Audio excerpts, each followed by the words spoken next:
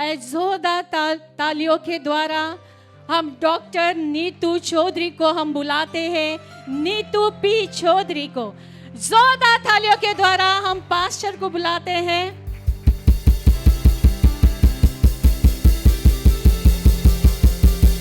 और हमारे बीच में पास्टर नाडर आएंगे और पास्टर जी का वेलकम करेंगे। प्लीज जोरदार तालियों के द्वारा परमेश्वर के दासों को आदर करना है।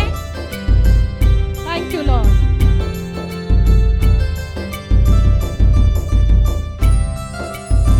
और हम बुलाते हैं प्रोफेट पास्टर प्रवीण चौधरी को। जोरदार तालियों के द्वारा पास्टर जी का हम वेलकम करते हैं।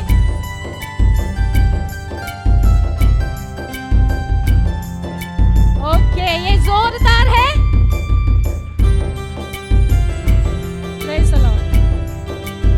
ओके, अब परमेश्वर के लिए जोरदार तालियां हो जाए।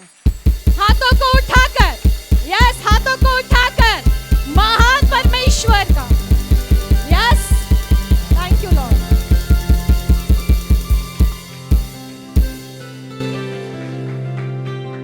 Thank you so much, God bless you. हम सब परमेश्वर की उपस्थिति में बैठ सकते हैं। बहुत ही उम्दा समय। और जैसे प्रॉफिट जी ने इतना बढ़िया और धमाकेदार मैसेज हमारे बीच में रखा, मैं चाहती हूँ परमेश्वर के लिए और प्रभु के दास के लिए हम जोरदार तालियों के साथ धन्यवाद दें। वंडरफुल। अच्छा, मुझे मेरी आवाज नहीं आ रही, या तो मॉनिटर की आवाज बढ़ा दें या फिर परफेक्ट। मुंबई में परमेश्वर एक बार फिर लेकर आए हैं, प्रभु का बहुत बहुत बहुत बहुत बहुत धन्यवाद हो। और खास तौर पर आप सब लोग का बहुत धन्यवाद हो। छुट्टी वाले दिन में आप इतने सारे लोग यहाँ पर आए हैं, सब प्रभु को बहुत धन्यवाद। और आप सबको ढेर सारी आशीषों के साथ प्रभु नवाजे, ये हमारी आपके लिए प्रार्थना है। मैं चाहती हूँ just turn to your neighbour, आप अपने पड़ोसी की तरफ देखें और कहें, आपको आशीषें यहाँ खींच कर लाई हैं। आपको परमेश्वर का प्रेम यहाँ खींच कर लाया है। आप ऐसे ही नहीं आ गए, परमेश्वर ने चाहा कि आज आप प्रभु से कुछ अद्भुत पा सके, इसलिए आप यहाँ पर आए हैं। प्रभु यीशु के नाम में amen. Wonderful. Pastor Nadar ji का बहुत बहुत धन्यवाद देते हैं। Thank you so much pastor ji, एक बार फिर मौका देने के लिए कि हम सब यहाँ पर परमेश्वर के वचन में कुछ पाकर जाएं, परमेश्वर के वचन की गहराई में उतर कर जाएं और जिस काम के लिए प्रभु ने हमें चुना है उस काम को पूरा कर सके। समय बहुत कम है, यानी प्रभु यीशु मसीह के आने का समय बहुत निकट है, तो जो तैयारी का समय है बस वही चल रहा है। इसलिए कोई ये ना समझ ले कि जी समय अभी तो बहुत पड़ा है, जब आएंगे तब देखेंगे, तब नहीं देखेंगे, तब तो काम हो जाएगा। बहुत अच्छी बातें बताई प्रॉफिट साहब ने कि अलग अलग मैंटल्स के बारे में, अलग अलग चादरों के बारे में।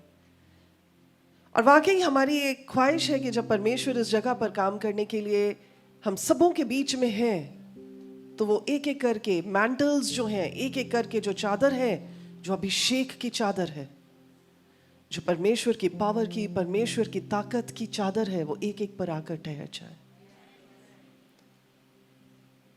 It is very important. पर उससे भी ज्यादा इंपॉर्टेंट पता क्या है? हम उसके योग्य ठहरे। परमेश्वर के सारे दास जितने लोग भी आए हैं, मेरी ओर से बहुत प्यार भरा सलाम। जय मसीह की। God bless you. आपके आने से हमें बड़ी हिम्मत मिली है। It's good to see the people of God, the servants of God coming together. आज रास्ते में हम लोग बात कर रहे थे भाई जॉन के साथ, और उन्होंने कहा कि मुंबई में काम तो बहुत हो रहा है, बहुत सारे प्रचारक आते हैं, बहुत सारे प्रचारक प्रचार करते हैं, पर बेदारी दिखाई नहीं दे रही।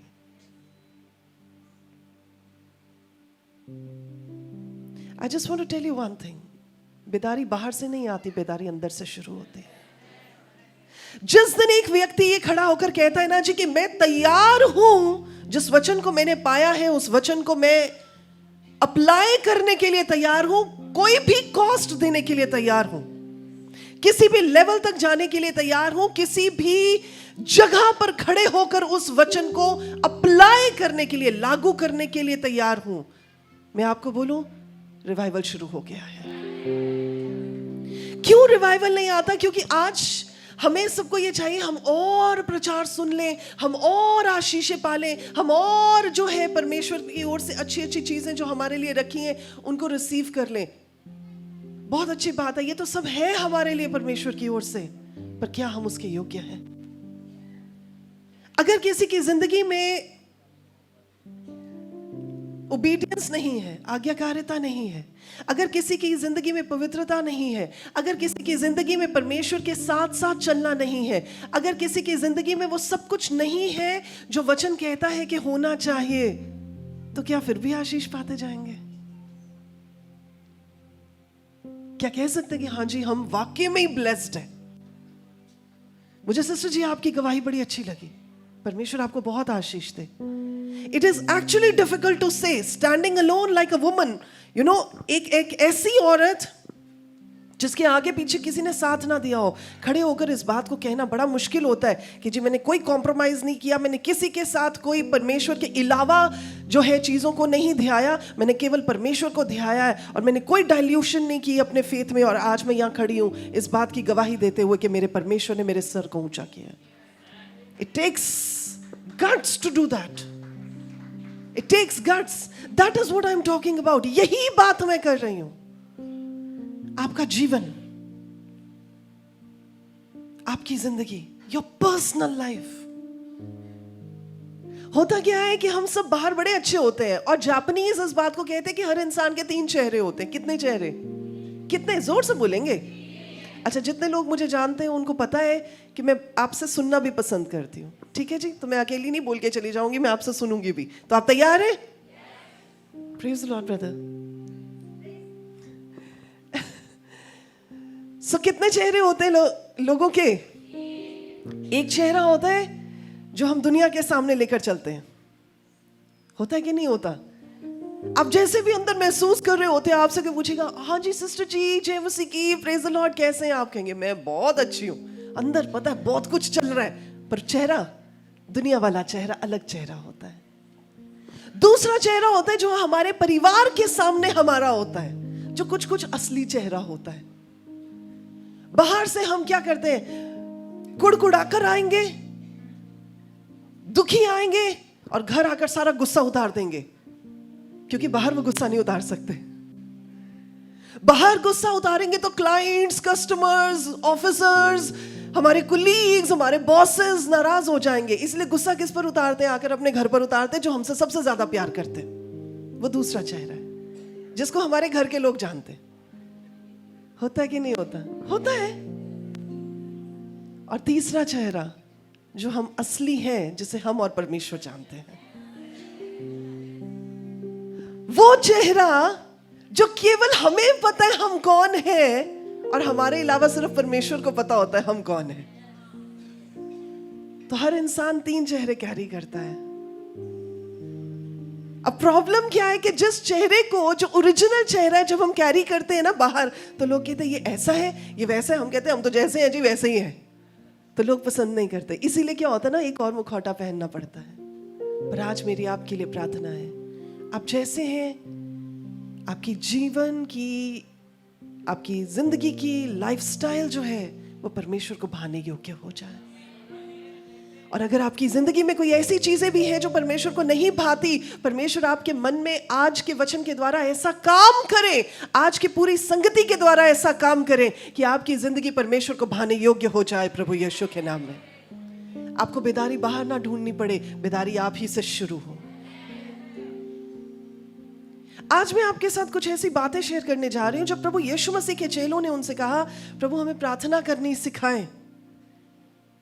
बोले प्रभु हमें वैसे सिखाएं जैसे यूहन्ना बपतिस्मा देने वाला अपने चेलों को सिखाता है। अब मुझे एक बात बताएं, ये वही चेले थे जो प्रभु यीशु मसीह के अगुवाई में चलते थे, उस अनॉइंटिंग में चलते थे, मिरेकल्स कर रहे हैं, अंधी आंखों को खोल रहे हैं, दुष्ट आत्माओं वालों पे हाथ रख रहे हैं, दुष्ट आत्माएं निकल रही हैं, लोग भले चंगे हो रहे हैं। अब इन्हें और प्रार्थना कौन सी सीखनी थी? कौन सी और प्रार्थना सीखनी थी?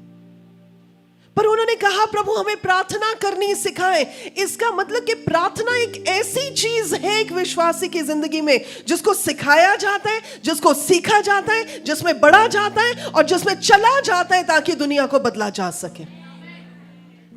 इसलिए जब उन्होंने कहा कि प्रभु हमें प्रार्थना करनी सिखाएं, वो क्या कह रहे थे? वो कह रहे थे जी हमें बातें ना बताओ, हमें बताओ कि एग्जैक्टली करना क्या है जिससे रिजल्ट दिखाई दे। बीच में एक जगह आप ऐसे भी पढ़ते हैं जहां पर प्रभु यीशु मसीह पहाड़ी पर चल जाते हैं, प्रार्थना कर रहे हैं और वो देखते हैं कि जी उनके चेलों के पास एक बंदा लेकर आया अपने लड़के को। वो लड़का दुष्ट आत्मा से ग्रसित था। पिता कहता है कि जी इसको ठीक कर दो, वो ठीक नहीं होता है। फिर वो प्रभु यीशु मसीह के पास लेकर आता है कि जी मैं चेलों के पास लेकर आया था, काम तो कोई बना नहीं, आपसे हो सकता है तो आप कर दो। अब चेलों ने क्या सोचा होगा कि हमने इतनी कोशिश की, हमने इतनी मेहनत लगा दी, दुष्ट आत्मा टस की मस नहीं हुई। प्रभु यीशु मसीह आए, एक बार बोला निकल गई। ये करते क्या है? ये क्या करने जाते जब पहाड़ों पर चढ़ जाते हमें छोड़कर? ये क्या करने जाते जब हम सोए पड़े होते और ये जंगलों में निकल जाते? ये कौन सी प्रार्थना जो हमें नहीं आती है? We want to see that power in the prayer. And the most beautiful thing, जो सबसे बढ़िया चीज मुझे लगती है प्रभु यीशु मसीह की जितने मिरेकल्स हुए, प्लीज वॉच दिस आउट। प्रभु यीशु मसीह ने जितने चमत्कार किए उनमें दो चीजें कॉमन थी। एक ये कॉमन था कि प्रभु यीशु मसीह कहानियां नहीं डालते थे। ओ मैं ऐसे करता हूं, मैं वैसा हूं, मैं ऐसा हूं, मैं वैसा, कुछ नहीं। सिंपल एक बात बोलते थे, उठ, और बंदा उठकर चलना लग जाता था। खाट उठा, वो खाट उठा के उठ जाता था। कहते थे पाप क्षमा हुए, पाप क्षमा हो जाते थे, बंदा ठीक हो जाता था। प्रभु कहते थे कि हाँ मैं चाहता हूं तो चंगा हो जा, हाथ रखते थे बंदा ठीक हो जा। ये कौन से मिरेकल्स थे? आज कौन सा प्रीचर, कौन सा पास्टर कह सकता है जी मैं तो बस इतना ही कह देता हूं गॉड ब्लेस यू और बंदा ब्लेस हो जाता है? Please understand this. हम कितनी प्रार्थना करते हैं, ओ लंबी प्रार्थना ट्रेन जैसी खत्म ही नहीं होती। क्यों? क्योंकि लोगों को खुशी मिलती है इतनी लंबी प्रार्थना सुनने से। Please watch this out. जो आप पर्सनल लाइफ में होंगे ना, व्यक्तिगत जीवन में होंगे, वही आप पब्लिक में कैरी करेंगे। प्रभु यीशु मसीह ना तो दुष्ट आत्माओं के साथ बात करते थे, ना दुष्ट आत्माओं से रेवलेशंस लेने की कोशिश करते थे, ना दुष्ट आत्माओं से किन्हीं चीजों को प्रूफ करवाने की कोशिश करते थे। सिंपल कहते थे निकल। हाँ एक जगह हुई थी बात कि जी कहाँ जाऊं? अच्छा सुअरों में चले जाए? वो बोले जाओ।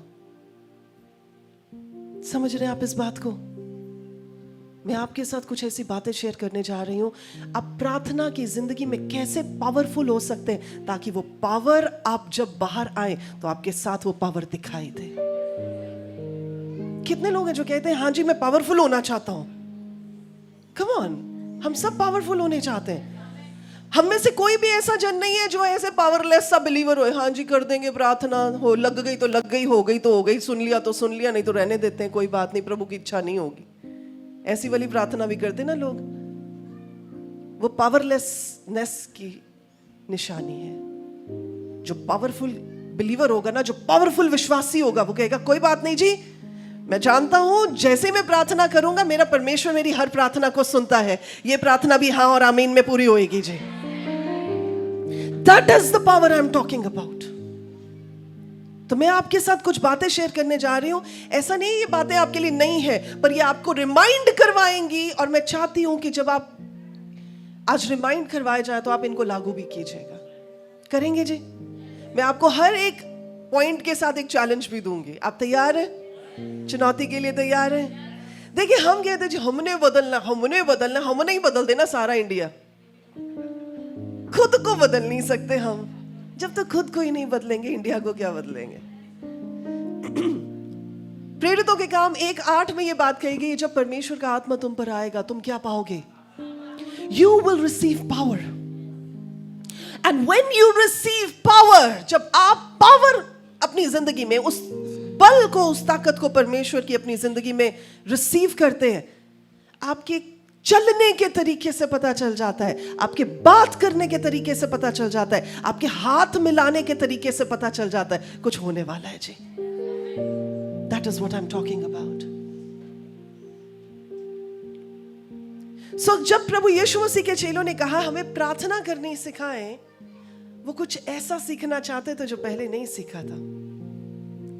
सबसे पहली चीज, अगर आप प्रार्थना में पावरफुल होना चाहते हैं, इफेक्टिव होना चाहते हैं, आप चाहते हैं कि मेरी प्रार्थनाओं का जवाब आए ही आए और वो आए जो मैं चाहता हूं कि प्रभु मेरी जिंदगी में करे, सबसे पहला काम एकांत में, अकेले में प्रार्थना करनी शुरू करें। Pray alone. कई बार मैं इस बात को भी समझाती हूं, जितना समय आप अपने कमरे में प्रभु के साथ प्रार्थना में बिताएंगे, उतनी ही पावर, उतनी ही अनॉइंटिंग आप लेकर कमरे से बाहर जाएंगे।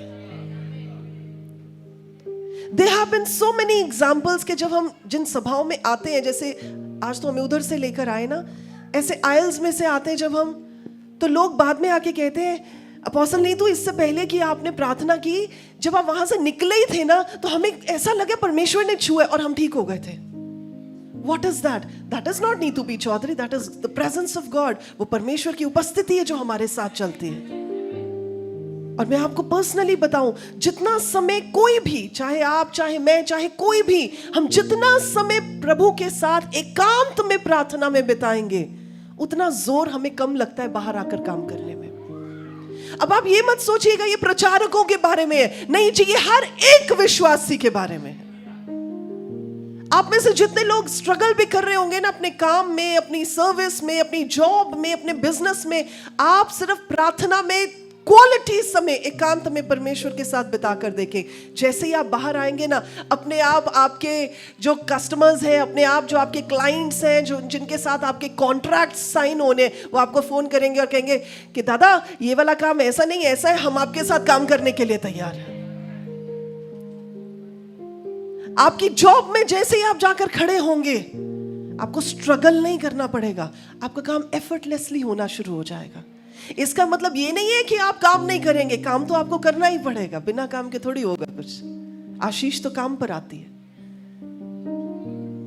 सबसे पहला काम ये कीजिए कि आप एकांत में प्रार्थना करनी शुरू करें। यहां पर प्रभु यीशु मसीह ने, जब मत्ती रचित सुसमाचार चैप्टर नंबर 6 में आप पढ़ते हैं, उसके 5 वचन से, कोई भी जन जोर से पढ़ देंगे, मत्ती रचित सुसमाचार चैप्टर नंबर 6 और वर्स नंबर 5 जी। जब, मैं चाहती हूं आप जब वर्ड जो है ना उसको अपनी बाइबल में मार्क कर लें, उसको अंडरलाइन कर लें। जब, when लिखा है, when you pray।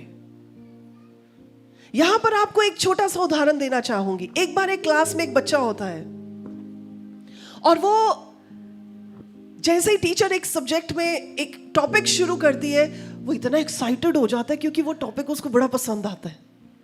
अभी टीचर सिखाने शुरू ही करती है, वो हाथ खड़ा करता है, मैम एक्चुअली इस चीज का ये कैसे है, इस क्वेश्चन का ये कैसे है। वो क्या दिखा रहा होता है? वो दिखा रहा है कि मैं बड़ा खुश हूं कि आपने ये टॉपिक उठाया है। तो वो बार बार हाथ ऊंचा करके बार बार क्वेश्चंस पूछता है टीचर से। थोड़ी देर के बाद टीचर कहती, बेटा आप अब मेरे से कोई क्वेश्चन नहीं पूछेंगे, मुझे पढ़ाने दें। जब क्लास कंप्लीट हो जाती है, टीचर उस बच्चे को बाहर लेकर जाती है और कहती है, बेटा मैं आपके लिए बड़ी कंसर्न्ड हूं, बड़ी फिक्रमंद हूं, और फिक्रमंद इस बात के लिए हूं, इसलिए नहीं कि आपको ये सब्जेक्ट बड़ा अच्छा लगता है, ये टॉपिक बड़ा अच्छा लगता है, पर फिक्रमंद मैं इस बात के लिए हूं कि जो आप बार बार सवाल पूछ रहे थे ना, वो क्यूरियोसिटी की वजह से नहीं पूछ रहे थे कि जी मुझे सीखना है सीखना है, आप ये बताने की वजह से कर रहे थे कि मैं लोगों को बता सकूं, क्लासरूम को बता सकूं कि मुझे कितना आता है। समझ गए आप? प्रभु यीशु मसीह को क्यों कहना पड़ा जब तू प्रार्थना करे? नंबर 1 यानी प्रार्थना करनी जरूरी है। और आगे क्या लिखे? कपटियों के समान प्रार्थना ना कर। ऐसा ही लिखे आपकी बाइबल में। पूरी लाइन पढ़ेंगे? जब तू प्रार्थना करे तो कपटियों के समान ना हो। पड़ोसी को बोले कपटियों के समान नहीं होना। सब लोग अपने पड़ोसी को कह सकते हैं। लड़के तो नहीं आए पड़ोसी से, बोले बाहर लड़के आए, अब यहां इकट्ठा बिठा दिया। ऐसा तो नहीं हुआ आपके साथ? तो आप अपने पड़ोसी को कह सकते हैं कपटियों के समान नहीं करना। आगे क्या लिखा है? तो कपटियों के समान न हो, क्योंकि लोगों को दिखाने के लिए आराधनालयों में और सड़कों के मोड़ों पर खड़े होकर प्रार्थना करना उनको अच्छा लगता है। आमेन, थैंक यू। अब यहाँ पर क्या है, एक्चुअली प्रभु यीशु मसीह किसके बारे में बता रहे हैं? उन फरीसियों के बारे में, उन कपटियों के बारे में, उन लोगों के बारे में जो बड़ी बड़ी चादरें ओढ़कर क्या किया करते थे, जब प्रार्थना करते तो इतनी जोर जोर से प्रार्थना करते थे कि लोग सुने, लोग देखें। इसलिए नहीं प्रार्थना कर रहे थे कि परमेश्वर सुने, इसलिए प्रार्थना करते थे कि लोग देखें हम कितनी बढ़िया प्रार्थना करते हैं। अच्छा, हम इतनी अच्छी प्रार्थना करते हैं, लोगों को पता होना चाहिए ये। तो उनकी आवाज ऊंची होती थी, उनके शब्द जो थे वो बड़े फ्लावरी होते थे, इस बात को दिखाने के लिए कि वो दूसरों से बेहतर हैं। प्रभु यीशु मसीह कहते हैं ऐसी प्रार्थना का कोई फायदा नहीं है। लेकिन जब तू प्रार्थना करे, क्या करे? अपने कमरे में जा, द्वार को बंद कर और अपने पिता से जो तुझे देखता है गुप्त में प्रार्थना कर। तब जो पिता तुझे देखता है वो सबके सामने तुझे प्रतिफल देगा। अब आप ये कह सकते हैं अगर मैंने दरवाजा बंद करके प्रार्थना की तो दूसरों को कैसे पता चलेगा मैं कितनी प्रार्थना कर रहा हूं? मेन मुद्दा तो यही है ना कि हम दूसरों को दिखाना चाहते हैं कि मैं इतनी घंटे प्रार्थना करता हूं। अरे बाबा, नहीं दिखाना है तभी तो बोला कमरे में जाके प्रार्थना करो। नहीं समझे आप? प्रभु नहीं चाहते कि आप बताएं कि आपकी प्रेयर लाइफ कैसी है। आप नहीं समझे, यू हैव नॉट अंडरस्टूड। प्रभु नहीं चाहते कि आप अपनी प्रेयर लाइफ को खुद बताएं। परमेश्वर चाहते हैं आपकी प्रेयर लाइफ खुद दिखाई दे प्रभु यीशु के नाम में। You don't have to tell how many hours are you sitting in prayer. Actually, sister ji, मैं ना बस मैं बैठ जाता हूँ रात को प्रार्थना करने, बस फिर मैं सुबह ही उठता हूँ। मैंने कहा बड़ी अच्छी बात है जी, मुझे पता ही नहीं चलता मैं घुटनों के बल बैठ के कितने घंटे प्रार्थना कर लेता हूं। मैंने कहा परमेश्वर का बड़ा धन्यवाद है जी, मुझे पता लगाने की जरूरत भी नहीं है, आपकी लाइफ बोलती है। समझ रहे हैं आप इस बात को? क्यों प्रभु यीशु मसीह को समय नहीं लगता था? प्रार्थना का जवाब आमीन, प्रार्थना का जवाब आमीन, मतलब बोलते बोलते आमीन। क्यों? पर्सनल प्रेयर, प्राइवेट प्रेयर, जो आप कमरे में हैं, जो आप कमरे में करते हैं, वो सबके सामने उजागर किया जाता है। सो बोला, प्रभु ने ये बात कही कि अपने कमरे में जा, दरवाजा बंद कर। परंतु जब तू प्रार्थना करे तो अपनी कोठरी में जा और द्वार बंद करके अपने पिता से जो गुप्त में है प्रार्थना कर। तब तेरा पिता जो गुप्त में देखता है तुझे प्रतिफल देगा। आमेन। जब आप गुप्त में प्रार्थना करते हैं ना, तो आप उस सेल्फिश मोटिव के साथ प्रार्थना नहीं कर रहे होते। ओह, लोग देख रहे हैं कि मैं प्रार्थना कर रहा हूं, मेरे कमरे की लाइट जगी हुई है, सबको पता चल गया ना कि मैं प्रार्थना कर रहा हूं। वो वाली प्रार्थना का कोई फायदा नहीं है, प्रतिफल मिल गया। कई बार मैं इस चीज को भी समझाती हूँ, स्पेशली हमारी एमटीएम अपोस्टोलिक चर्च में मैंने ये बात सबको कूट कूट कर उनके माइंड में भर दी है प्रभु के वचन से, कि जब आपको माइक मिलता है प्रार्थना करने के लिए, आपकी प्रार्थना छोटी होनी चाहिए। लेकिन जब हम सभाओं में जाते हैं, जब हम कहीं क्रूसेड्स में जाते हैं, जब हम कॉन्फ्रेंसेस में जाते हैं, वहां पर आप किसी को माइक पकड़ा दें, उनकी बस शक्ल ही देखते रह जाते हैं। अभी बोलेंगे आमीन, शायद अभी बोल देंगे, अच्छा चलो अभी शायद आमीन कर देंगे, आमीन ही नहीं करते। प्लीज अंडरस्टैंड, किसी को ये नहीं जानना कि आप कितनी बढ़िया प्रार्थना करते हैं। ध्यान से समझिएगा, कानों को खोलकर समझिएगा। किसी को ये नहीं जानने की जरूरत आप कितनी ब्यूटीफुल प्रार्थना करते हैं, आप कितनी लंबी प्रार्थना करते हैं, आप कितने शब्दों को इस्तेमाल कर कर प्रार्थना करते हैं, आप कितने वचनों को इस्तेमाल करके प्रार्थना करते हैं। किसी को वो नहीं चाहिए। हर इंसान ये देखना चाहता है आपकी प्रार्थना में पावर कितनी है कि वो जवाब लेकर आए। So your prayer in your closet, आपके कमरे में जो आप प्रार्थना करते हैं, आप 10 घंटे बैठ के प्रार्थना करें, किसी को कोई आपत्ति नहीं है। पर जब आपके हाथ में माइक आ जाता है ना, आपकी प्रार्थना छोटी होनी चाहिए। और मैं सबको बोल रही हूँ, कलीसियाओं में भी। अब ये मत कहिएगा कि हमें डॉक्टर नीतू सिखा के गई थी, हमारी प्रार्थना छोटी। अब लोग कहते हैं जी इनको तो प्रार्थना नहीं करनी आती। कौन क्या सोचता है उनको सोचने दे। अगर आपने ये भी कह दिया ना, प्रभु आज जो लोग आए वो खाली हाथ वापस ना जाएं, अगली बार जब वो आए अपनी बड़ी गवाही के साथ आए, प्रभु यीशु के नाम में आमीन। आप देखेंगे अगले संडे इतनी गवाहियों की लाइन होगी प्रभु यीशु के नाम में। Because it is the power and effectiveness that you carry in your prayer, not the length of your prayer. क्या मैं किसी से बात कर रही हूँ? जिससे बात कर रही हूँ वो कहेंगे हालेलुया। सो प्रभु यीशु मसीह ने क्या एम्फसाइज किया कि आपकी प्रार्थना दिखावे की प्रार्थना नहीं होनी चाहिए। आपकी प्रार्थना वो प्रार्थना होनी चाहिए जो आपके दिल से निकली और परमेश्वर के दिल को छू गई। बस वही प्रार्थना होनी चाहिए। उसी का ही फायदा है, उसी का ही रिजल्ट मिलना है, बाकी किसी चीज का रिजल्ट नहीं मिलना है। सो प्रभु ने जो प्रार्थना सिखाई उसमें 3 चीजें बड़ी इंपॉर्टेंट है। आपकी प्रार्थना प्राइवेट होनी चाहिए, आपकी प्रार्थना पर्सनल होनी चाहिए, और आपकी प्रार्थना में वो पैशन होनी चाहिए। तो 3 P याद रख लीजिएगा आप। प्राइवेट होनी चाहिए, पर्सनल होनी चाहिए और पैशनेट होनी चाहिए। ये आपकी पर्सनल प्रेयर होनी चाहिए। ठीक है जी। सो मुझे पता है कि बड़ा मुश्किल होता है कि जब आप अपनी बिजी लाइफ में हैं, उस लाइफ में अपने आप को प्रार्थना के माहौल में ढालना। पर आज मैं आपको चुनौती देना चाहती हूँ। पहली चुनौती के लिए तैयार है? यस रेडी है जी? यस। अच्छा, अब सारे बोले हमने तो बोला नहीं था, हमें एवी बीच में डाल दिया। वो एवी वाला नहीं है। जो जेन्युइनली चुनौती लेने के लिए तैयार है जरा अपने हाथों को हिला दे। अरे वाह, इसका मतलब आप तैयार हैं परमेश्वर में नई पावर के साथ भरने के लिए, नए अभिषेक के साथ भरने के लिए। यस। आज मैं आपको चैलेंज करना चाहती हूँ, और जब मैं चली भी जाऊंगी मुंबई से वापस अपने घर, तो आप प्लीज इस चैलेंज के ऊपर खड़े रहिएगा। ये नहीं करना कि हाँ जी अब तो चलेगा, हमने किसी को दिखाना थोड़ी है। मैं आपको चुनौती देना चाहती हूँ कि आप कम से कम और नहीं तो 10 मिनट हर दिन अपने पर्सनल प्रेयर में बिताएं।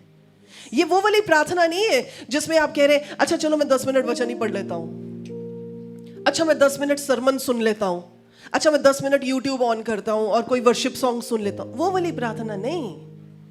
10 मिनट आपकी और परमेश्वर के बीच की जो बातचीत है, वो वाला समय जिसमें आप वो बात कर रहे हैं जो परमेश्वर सुनना चाहते हैं और आप वो सुन रहे हैं जो परमेश्वर कहना चाहते हैं। वो मिनिमम 10 मिनट्स, ज्यादा से ज्यादा आप 25 मिनट लगाएं, 30 मिनट लगाएं, 2 घंटे लगाएं, मुझे कोई प्रॉब्लम नहीं, बट मिनिमम 10 मिनट। तैयार है जी? Challenge accepted? जितनों ने एक्सेप्ट कर लिया बोले जी चैलेंज तैयार, चैलेंज के लिए तैयार है। चैलेंज के लिए तैयार। और मैं आपको दावे के साथ कह सकती हूँ, अगर इन 10 मिनट में आप परमेश्वर के मन को छू जाते हैं और सीख जाते हैं कैसे छूना है, आपकी जिंदगी सेम नहीं रहेगी। I am telling you, your life will change. पिछले दिनों में, बिकॉज इन दिनों में वो 31 डेज की फास्टिंग का समय चल रहा है, हमारी कॉर्पोरेट फास्टिंग का। दुनिया भर के लोग हमारे साथ जुड़ते हैं और शाम को हम लोग 8 बजे अपने YouTube चैनल पर भी लाइव आते हैं। मैं पिछले दिनों में सिखा रही थी अलग अलग तरह की फास्टिंग कौन सी होती है, फास्टिंग के लेवल्स कौन से होते हैं। 7 लेवल्स ऑफ फास्टिंग सिखाया मैंने। अभी वो सिखाने का खैर समय नहीं है, पर आप देख लीजिएगा, it is already on YouTube, हमारे चैनल के ऊपर है, नीतू पी चौधरी ऑफिशियल में। तो आप वहाँ पर देख सकते हैं कि एक लेवल नहीं होता। हम कहते हैं ना अच्छा हम तो फास्टिंग में थे जी, वो एक लेवल नहीं होता फास्टिंग का। फास्टिंग के 7 डिफरेंट लेवल्स होते हैं। प्रार्थना का एक लेवल नहीं होता, प्रार्थना के अलग अलग लेवल्स होते हैं। सो जो लेवल मैं आपको बोल रही हूँ वो ये है जिसमें आपका मन और परमेश्वर का मन अपने अपने ओपिनियंस को, अपनी अपनी बातों को आदान प्रदान करता है। तैयार है जी? All right. ये है पहली तरह का आपकी प्रार्थना करने का जो एस्पेक्ट, जो प्रार्थना आपकी पावरफुल बनाएगा। दूसरा, मेरे साथ निकाल लेंगे प्रेरितों के काम chapter number 12, acts of apostles chapter number 12। दूसरी तरह की जो प्रार्थना है वो है जब आप इकट्ठा होकर प्रार्थना करते हैं, यानी प्रेयर इन यूनिटी। यहां पर आप देखेंगे कि 12 चैप्टर में पतरस कहां था? बंदी गृह में। और कलीसिया के बारे में क्या लिखा है? कलीसिया लौ लगाकर प्रार्थना कर रही थी। काहे के लिए प्रार्थना कर रही थी? अपने साथी को बंदी गृह से निकालने के लिए प्रार्थना कर रही थी। There is something very powerful जो परमेश्वर ने अपने बिलीवर्स को, अपनी कलीसिया को दिया है, वो ये है कि जब 2 या 3 मिलकर प्रार्थना करते हैं। कितने? 2 या 3। कितने? 2 या 3। 100 या 150? 2 या 3। 200 या 300? 2 या 3। कम से कम कितने हैं? 2 या 3। कम से कम 2 लोग एग्रीमेंट में, यूनिटी में प्रार्थना करते हैं तो परमेश्वर का पावर उतरता है। जब आप एक ही अकॉर्ड में, एक ही चीज के लिए, एक ही काम के लिए परमेश्वर की बाट जोते हैं और आपका कोई और एजेंडा नहीं होता, आपको सिर्फ ये पता होता है जिस काम के लिए हम बैठे हैं वो पर्पस कंप्लीट होना चाहिए, आप क्या करते हैं? आप परमेश्वर के हाथ को मूव करते हैं। जब आप यूनिटी में प्रार्थना करते हैं, आप एंजल्स को परमेश्वर को रिलीज करने का इख्तियार दे देते हैं। परमेश्वर के हाथ में सारा इख्तियार है, प्रभु कभी भी कर सकते हैं रिलीज, लेकिन प्रभु वेट कर रहे होते हैं कि कब बोलेंगे ये, कब ये एग्रीमेंट में आएंगे और कब परमेश्वर कहेंगे जा। तो यहां पर भी आप देखिए, बंदी गृह में कौन छुड़ाने के लिए आया? कोई बंदा छुड़ाने के लिए आया? जी नहीं, परमेश्वर ने अपना स्वर्गदूत भेज दिया। यानी जो काम मनुष्यों के लिए असंभव है वो परमेश्वर खुद खड़े होकर संभव कर देते हैं। when you pray in unity। क्यों आज घरों में इतने अटैक्स होते हैं शैतान के? क्यों आज मैरिजेस पर इतने अटैक होते हैं शैतान के? क्योंकि शैतान इस बात को जानता है कि जहां घर के लोग इकट्ठे बैठकर प्रार्थना करेंगे उनके बंधन टूटेंगे ही टूटेंगे प्रभु यीशु के नाम में। उनकी जिंदगी में काम होगा ही होगा। क्यों हस्बैंड वाइफ एक दूसरे के साथ तालमेल नहीं बिठा पाते? सब कुछ ठीक चल रहा होगा, जैसे कहेंगे ना आ जाओ प्रार्थना करें, तो कहीं ना कहीं कोई ना कोई बहस का मुद्दा खड़ा हो जाएगा, या तो अपना या किसी और का, या जॉब का, या बच्चों का। और बहुत सारे लोग हैं जब हमारे ब्रेक थ्रू प्रेयर टावर पर फोन करते हैं तो वो कहते हैं बिकॉज हमारी टीम बताती है, कहते मोस्ट ऑफ द टाइम्स लोगों का ये कहना होता है अच्छे वाले होते हैं, पता नहीं जैसे प्रार्थना करने के लिए कहते तभी गड़बड़ शुरू हो जाती। शैतान जानता है इस बात को कि जब आप एक मन होकर प्रार्थना करेंगे, वचन कहता है जहां 2 या 3 प्रभु यीशु के नाम में इकट्ठा होते हैं, परमेश्वर वहां पर क्या होते हैं? उपस्थित होते हैं, हाजिर होते हैं। तो जहां पर परमेश्वर हाजिर होते हैं तो आपकी आवाज ना सुनेंगे, आपकी प्रार्थना ना सुनेंगे, आपकी प्रार्थना का जवाब नहीं देंगे। ऐसे थोड़ी होगा प्रभु वहां पर है और आपने प्रार्थना की और प्रभु कहते हैं अच्छा मैं सोच के बताऊंगा, अभी मैं वापस जा रहा हूं। तभी लिखा है जब आप 2 या 3 इकट्ठे होकर एक मन होकर प्रार्थना करते हैं, जो कुछ आप धरती पर बांधेंगे स्वर्ग में, जो कुछ धरती पर खोलेंगे स्वर्ग में कैसे खुल जाएगा? आपके पास क्या है खोलने और बंद करने के लिए? We have the power। जिनके पास पावर है वो बोले मेरे पास पावर है। जिनके पास अथॉरिटी है बोले मेरे पास अधिकार है। अधिकार किसने दिया आपको? परमेश्वर ने दिया। उस अधिकार को इस्तेमाल करें। और ये अधिकार और शार्प हो जाता है जब कम से कम 2 या उससे ज्यादा लोग प्रार्थना करते हैं। तभी आप देखेंगे जब नेशंस इकट्ठी होकर प्रार्थना करती हैं, जब पूरे के पूरे कस्बे इकट्ठे होकर प्रार्थना करते हैं, पूरी की पूरी सिटीज इकट्ठी होकर प्रार्थना करती हैं, तो क्या होता है? पूरे का पूरा स्पिरिचुअल वातावरण बदल जाता है। क्यों? Because there is power in unity. प्रभु यीशु मसीह जब अपने चेलों को एक तरफ ले जाया करते थे और उनके साथ बातचीत किया करते थे, उन्हें सिखाया करते थे, उन्हें प्रार्थना में बढ़ाया करते थे, वो क्या कर रहे थे? That was a unified prayer time. पहली सदी की कलीसिया क्यों बढ़ पाई? क्यों उन्होंने पूरे की पूरे जगत को उथल पुथल करके रख दिया? Because they were praying people.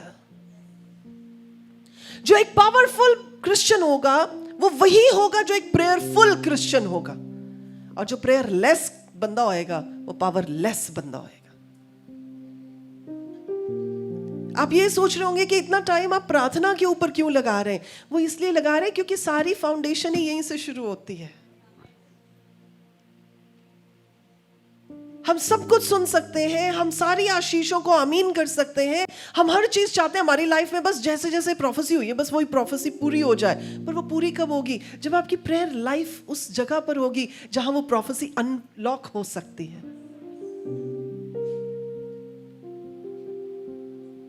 समझ रहे हैं आप इस बात को? जितनों को समझ आ रही है वो बोलेंगे हालेलुया। और मैं इस चीज को ऐसे समझा सकती हूं कि जब आपने क्रिकेट का मैच देखा है कभी ना कभी तो देखा होगा। अरे बाबा, मुंबई में रहते हैं, यहाँ तो आपका क्रिकेट ही बड़ा फेमस है। बोले हम बताते नहीं है पर देखते हैं। कभी ना कभी तो देखा होगा। इंडिया पाकिस्तान का मैच तो देखा होगा।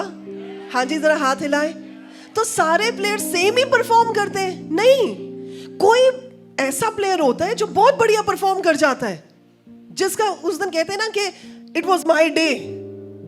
प्लेयर्स तो सारे ही अच्छे होते हैं, पर किसी का कोई ऐसा दिन होता है जिसमें वो आउट परफॉर्म कर जाता है।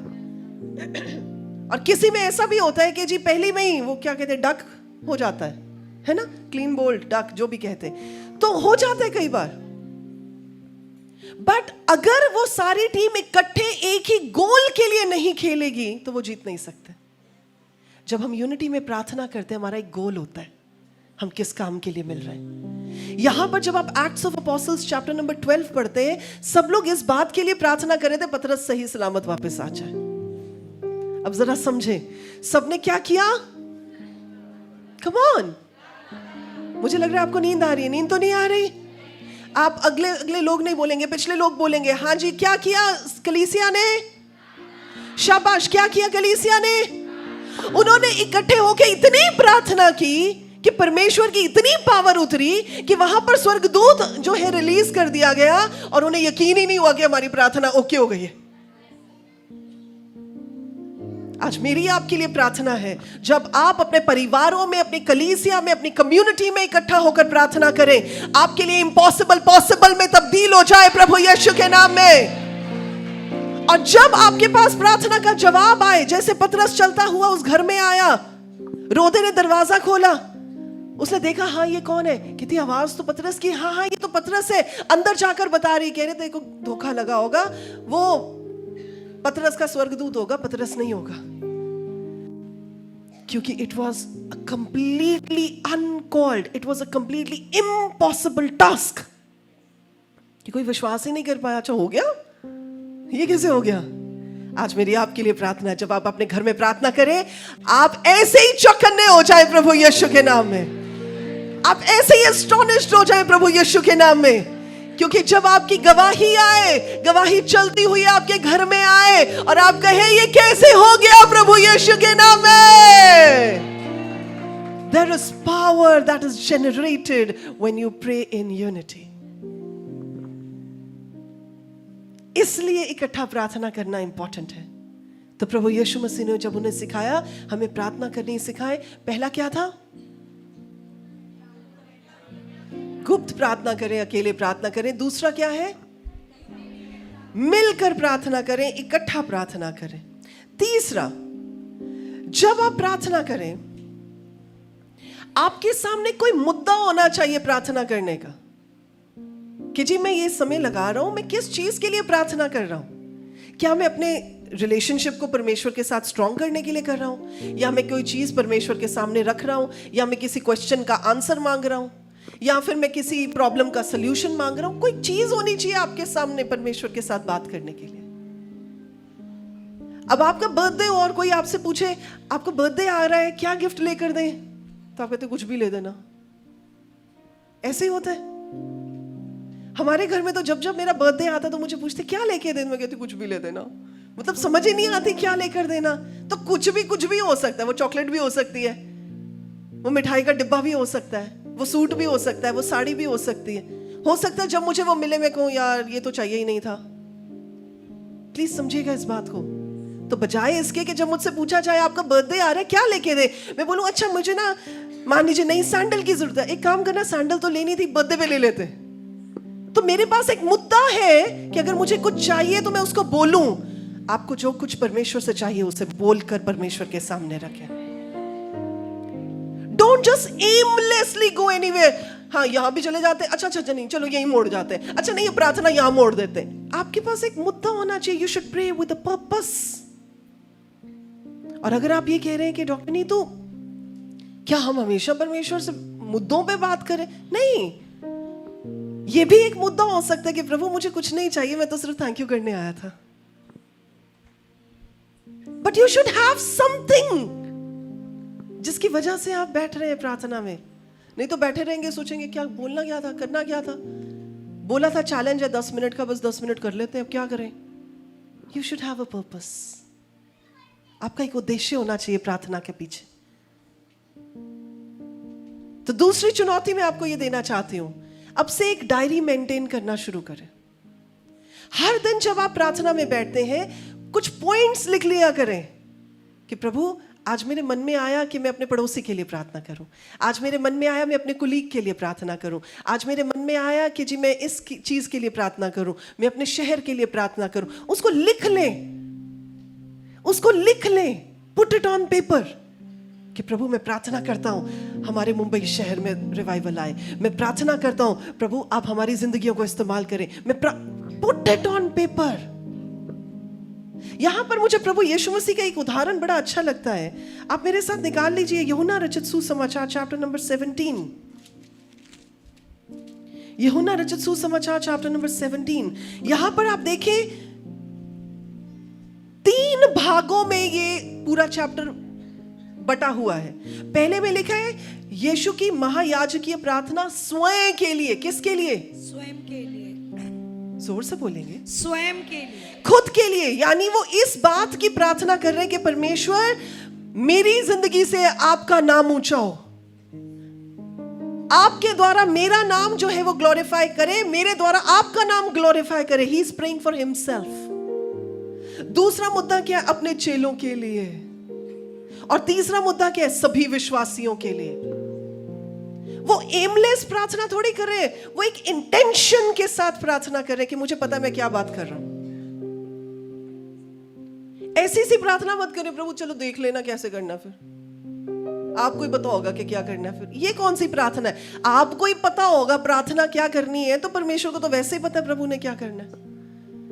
वो मेरे और आपके प्रपोजल की वेट थोड़ी कर रहे हैं कि इनका प्रपोजल लेटर आएगा तो मैं काम शुरू करूंगा। वो तो वैसे ही करना है उन्होंने। बट मुझे और परमेश्वर ने आपको कहां, किस जगह पर खड़ा किया है? उस जगह पर खड़ा किया है जहां पर हम गैप को फिल करते हैं। We are gap fillers. हम केवल अपने लिए प्रार्थना नहीं करते, हम दूसरों के लिए भी प्रार्थना करते हैं। हम केवल दूसरों के लिए प्रार्थना नहीं करते, हम परमेश्वर के राज्य को आने के लिए प्रार्थना करते हैं। हम केवल ये प्रार्थना नहीं करते, हम उस जगह पर खड़े हो जाते हैं जहां पर परमेश्वर अपने राज्य को हमारे द्वारा स्थापित कर सके। इसलिए हम गैप फिलर्स हैं। इसीलिए हमें पता होना चाहिए हम क्या प्रार्थना कर रहे हैं। वो वैसी सी प्रार्थना ना करें रुख हवाओं का, जिधर का है उधर के हम हैं, कि चलो जी इधर की हवा चली तो इधर के हो जाओ, उधर की हवा चली तो उधर के हो जाओ। Have a stand. You should know. प्रभु ने अकल भी दी है, तभी वचन में लिखा है मैं बुद्धि के साथ भी प्रार्थना करता हूं और मैं आत्मा के साथ भी प्रार्थना करता हूं। मैं बुद्धि के साथ भी गाता हूं और मैं आत्मा में भी होकर गाता हूं। तो अगर परमेश्वर ने आपको सिर्फ ऐसे ही चलाना होता कि चलो जी ऐसे ही चलते जाओ, तो अकल ना देते। He has given। और कहते जिसके पास अकल नहीं है मांग लो। प्रभु अगर ज्यादा अकल आ गई तो फिर कैसे करेंगे? फिर तो हम परमेश्वर को बताने लग जाते नहीं नहीं नहीं ऐसे मत करना, ये ऐसे कर लेना। फिर हम ज्यादा अकलमंद हो जाते हैं ना, हम ही डायरेक्शन देने लग जाते हैं। सो यहां पर आप इस चीज को समझे। यू नीड टू नो, आपको पता होना चाहिए आप किस चीज के लिए प्रार्थना कर रहे हैं। डोंट वेस्ट टाइम कि ऐसे जी बैठा हूं बस पता ही नहीं, बस ऐसे बस मन कर रहा था बस बैठ ही गया हूं। बात करें परमेश्वर से।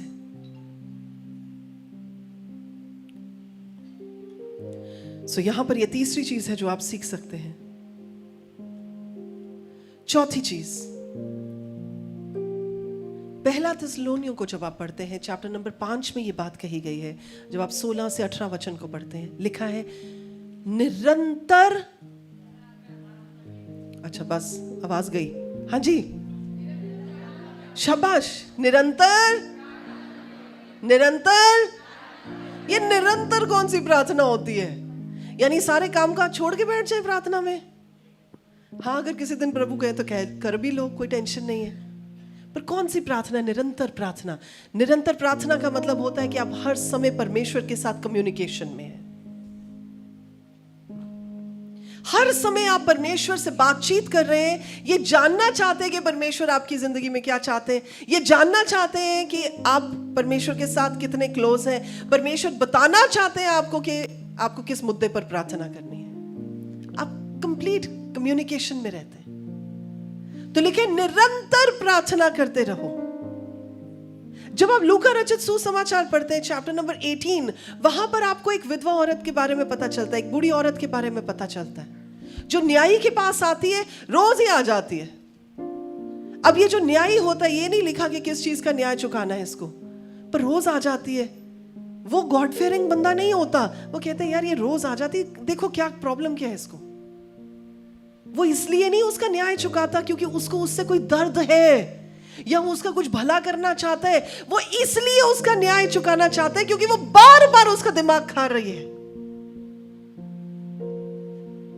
So you have to have a continual relationship with the Lord, जिसमें जो भी बात आप कहें परमेश्वर सुने, जो प्रभु कहे आप सुने। अगर आप अपने बच्चों के साथ कंप्लीट कम्युनिकेशन में रहते हैं तो ज्यादा समय नहीं लगता आपको उनकी बात समझने में और आप अपनी बात उनको समझाने में। लेकिन जो पेरेंट्स के साथ बच्चे कभी कभी बात करते हैं तो आपको पता चल जाता है अच्छा कोई काम होगा तभी बात कर रहे हैं। होता है कि नहीं होता है? हम सब मैच्योर लोग हैं, समझते हैं इस बात को। अब आपके बच्चे कंटिन्यूसली आपको जो है फोन करें, बताएं मम्मा मैं यहां पर हूं, पापा आज ना मैंने ये किया, घर आकर आपको सारी रिपोर्ट दे। You are so interested, you want to know कि उनकी जिंदगी में क्या चल रहा है, चाहे वो कुछ भी रेलेवेंस की बात ना हो, पर क्योंकि वो कम्युनिकेशन में है तो वो कुछ भी बोलेंगे आपकी जरूरत का कि जी हमें आपकी जरूरत है। आप कहेंगे डोंट वरी, मैं खड़ा हूं ना तेरे साथ। अब यही बच्चा आपको पता ही ना हो महीना कर क्या रहा है, फोन पे लगा रहता है, बात आपसे करता नहीं है, और फिर आपको आके कहे पापा डैडी, तो आप बोलोगे हाँ अब इसको पैसे की जरूरत होगी, नहीं है मेरे पास, मैं नहीं दे रहा। When you are in a close communication with the Lord, उसको कहते हैं कि हर समय निरंतर प्रार्थना में बने रहना। इसका एक और है कि जब कोई व्यक्ति परमेश्वर के सामने प्रार्थना रखता है, आपने देखा होगा मोस्ट ऑफ द पीपल वहां पर जाकर प्रार्थना छोड़ देते हैं जहां पर जवाब आने वाला होता है। बस 2 स्टेप्स ही और जाएंगे तो प्रार्थना का जवाब आ जाना था, पर वो इतने ज्यादा डिसअपॉइंट हो जाते हैं कि आया नहीं जवाब, चलो वापस मुड़ जाए। इस औरत के एग्जाम्पल के साथ क्या बता रहे हैं? खटखटाते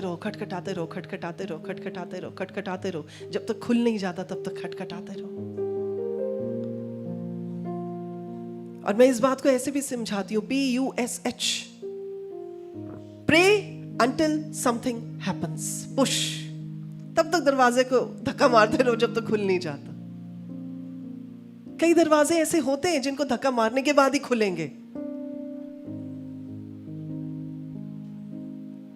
वो आपकी परसिस्टेंट प्रेयर्स के साथ होता है, वो आपकी कंटिन्यूअल प्रेयर्स के साथ होता है।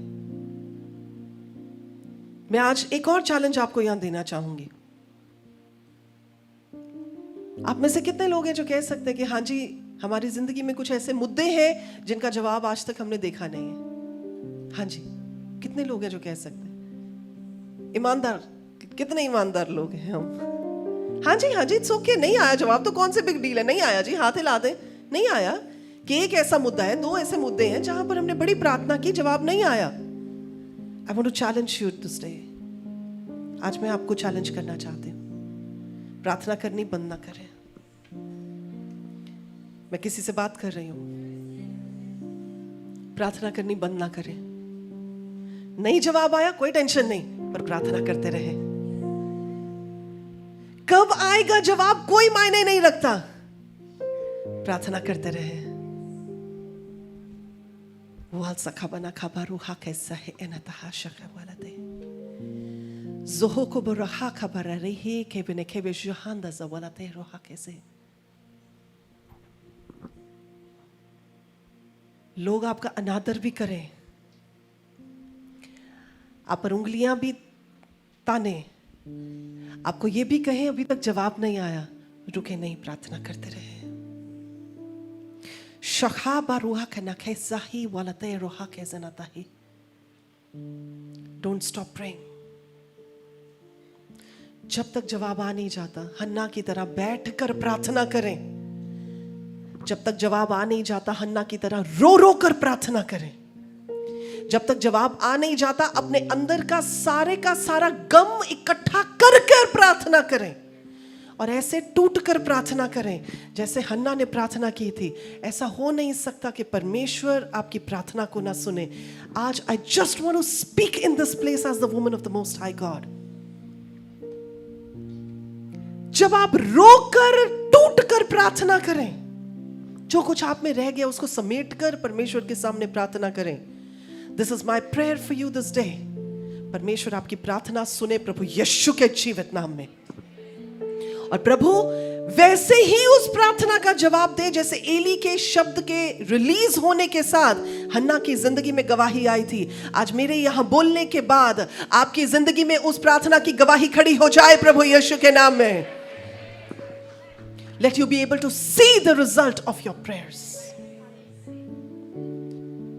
Waltakhana kabarosha kebenese. Tuhushuku waldera roha kebenese. प्रभु यीशु मसीह इस कहानी को जो इस औरत के बारे में ऐसे नहीं इंक्लूड कर रहे, कोई तो रीजन रही होगी ना। प्रभु तो एक शब्द नहीं ऐसे इंक्लूड करेंगे वचन में। We have to be persistent. We have to be continuous in our prayers.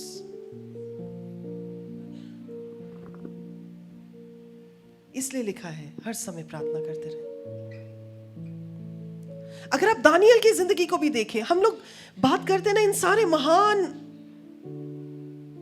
men and women of faith की, कि विश्वास में कितने महान लोग हैं। हाँ जी, दानियल की कहानी पकड़ो, दानियल दानियल दानियल, दाऊद दाऊद दाऊद। क्या था इनकी जिंदगी में खास? ये हर समय परमेश्वर के साथ कॉन्टिन्यूअस प्रेयर में रहते थे। दाऊद के बारे में कहा जाता है परमेश्वर कहते थे चल तो चलता था, कहते थे रुक तो रुक जाता था, कहते थे चढ़ाई कर तो करता था, कहते थे पीछे हट जा तो पीछे हट जाता था। इतनी क्लियर कम्युनिकेशन। आज लोग पता कैसे कहते हैं, अच्छा हम ना प्रार्थना करवाएंगे कि परमेश्वर की अगर इच्छा है तो ये हो जाए, हमें ना परमेश्वर कंफर्म करेंगे ये करना चाहते हैं कि नहीं करना चाहते। मैं ये नहीं कह रही कॉन्फर्मेशन कोई गलत बात है, पर अगर आप हर एक मुद्दे में कॉन्फर्मेशंस मांग रहे हैं, प्रभु अगर ये आप ही की ओर से तो आप हमें कंफर्म करें। हंस रहे कई लोग, it's okay, once in a while confirmation okay. अच्छा मैं आपको यहां तक भी बताती हूँ, कई ऐसे विश्वासी जो पर्चियां डालने लग जाते हैं वो एक्ट्स ऑफ अपोस्टल्स की तरह, यस आया तो काम करेंगे, नो आया तो काम नहीं करेंगे। ये कॉन्फर्मेशन होगी जी प्रभु की। एक मिनट, वो गिदौन वाला समय निकल गया जब हमें कॉन्फर्मेशंस की जरूरत होती थी, क्योंकि तब किसी के ऊपर आता था परमेश्वर का आत्मा, किसी से बात करता था परमेश्वर का आत्मा। अब हम सारे परमेश्वर के पवित्र आत्मा से भरे हुए हैं। अब हमें ऐसे वो रख के कि जी इस पे ऊन पे अगर बारिश आई, ओस गिरी तो मान गए, नहीं आई तो नहीं मान गए, वो वाले कॉन्फर्मेशंस नहीं चाहिए। अब हमारे अंदर एक कन्विक्शन होती है, this is from the Lord and this is not from the Lord. क्या मैं किसी से बात कर रही हूं? जब आप परमेश्वर की आवाज सुनने के इतने आदी हो चुके होते हैं ना, आपको कॉन्फर्मेशंस की जरूरत नहीं होती है। चलिए एक एग्जांपल के लिए समझाऊंगी। आप में से कितने लोग हैं जो मुझे जानते हैं? आपने मेरी वीडियो सुनी होंगी, हमें कभी ना कभी सुना होगा। कितने लोग हैं? जरा हाथ हिला के सुना। ओके, कई लोग ये कहते हैं कि जी आप टीवी पे डिफरेंट लगती हैं, एक्चुअल लाइफ में आप डिफरेंट दिखती हैं। आप भी ये कहते हैं? नहीं, कई लोग तो कहते होंगे। जितने लोग कहते हैं जरा हाथ हिला दें। मैं आपको कुछ सिखाने जा रही हूँ, बड़ा इंपॉर्टेंट बात है। I look very different because TV पे मैं डिफरेंट लगती हूँ, वैसे मैं डिफरेंट लगती हूँ। जो बात मैं आपको बता रही हूँ। और लोग मुझे पता क्या कहते हैं, अपोस्टल नीतू हमने आपकी आवाज से पहचाना। Please understand this. मैं आपको कुछ बहुत इंपॉर्टेंट बता रही हूँ। It is not just an example, ये उदाहरण नहीं है खाली, कुछ बहुत खास समझाने जा रही हूँ। आप मुझे कैसे पहचानते हैं? मेरी आवाज से पहचानते हैं। क्यों? क्योंकि आपने मुझे देखा, आपने मुझे सुना, आप या हमारे उन मैसेजेस को सुनते हैं जो आपके टीवी पर आते हैं, जो आपके यूट्यूब पर आप देखते हैं। आप सुनने के आदी हो गए हैं। अब आप मुझे दूर से भी सुनेंगे ना, अगर आपकी आंखें बंद भी होंगी ना, आप कहेंगे ये तो पास्टर नीतू की आवाज है। होगा कि नहीं होगा? क्योंकि आप आदी हो गए उस आवाज को सुनने के लिए। जब आप परमेश्वर की आवाज को सुनने के इतने आदी हो जाते हैं कि आप हर समय परमेश्वर के साथ बातचीत करते हैं, तो परमेश्वर चाहे जेंटल वॉइस में भी बात करें, आपको पता चल जाएगा ये परमेश्वर की आवाज है। एलिया परमेश्वर का नो डाउट ही was a great man of God, पर वो भी मेरे और आपके जैसा साधारण बंदा ही था। कहीं नहीं लिखा उसके पर लगे हुए थे, कहीं नहीं लिखा उसके सिर पर राजमुकुट पड़ा हुआ था, बट वो कहां से शुरू हुआ? जहां से कोई भी विश्वासी शुरू होता है। पर जब वो गुफा में जाकर परमेश्वर की आवाज को सुनने लगा, वो 40 दिनों के और 40 रातों के सफर के बाद जब पहुंचा होरेब पर्वत, लिखा है वहां आंधी आई, वहां तूफान आया, वहां जलजला आया, वहां सनसनाहट सी हुई, वहां आग आई, परंतु परमेश्वर की आवाज किसी चीज में नहीं थी। फिर उसने चद्दर से अपना मुंह, और परमेश्वर ने एक धीमी सी आवाज में बात की। वखा शबर वखनहा ज़हाबर हुएते। किस आवाज में बात की? किस आवाज में बात की? किस आवाज में बात की? उसको तो ये कहना चाहिए था, इतना बड़ा परमेश्वर इतनी धीमी सी आवाज में बात ही नहीं कर सकता, पहले ही था परमेश्वर। कम ऑन, मैं किसी से बात कर रही हूं। वो इसलिए उस धीमी आवाज को सुन पाया क्योंकि वो परमेश्वर की आवाज को सुनने का इतना आदी था। I want to challenge you this morning. क्या चैलेंज एक्सेप्ट करने के लिए तैयार है?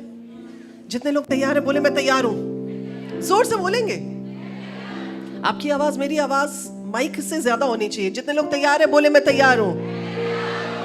आपको मैं चैलेंज करती हूं आज कि आप परमेश्वर की आवाज सुनने के इतने आदी हो जाएं कि नींद में भी अगर परमेश्वर आपसे बात कर रहे हैं ना, आप उठ के बैठ जाए, बोले यस बॉस, क्या करना मैं करने के लिए तैयार हूं। I challenge you this day. ये लोग क्यों कर जाते थे? कुछ भी कर जाते थे। कैसे कर जाते थे? उन्हें पता होता था परमेश्वर ही बोल रहे हैं, कोई कॉन्फर्मेशन की जरूरत नहीं है। बी सो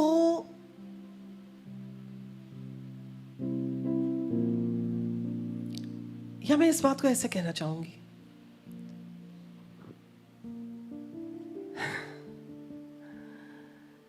परमेश्वर के साथ बातचीत करने के इतने आदी हो जाए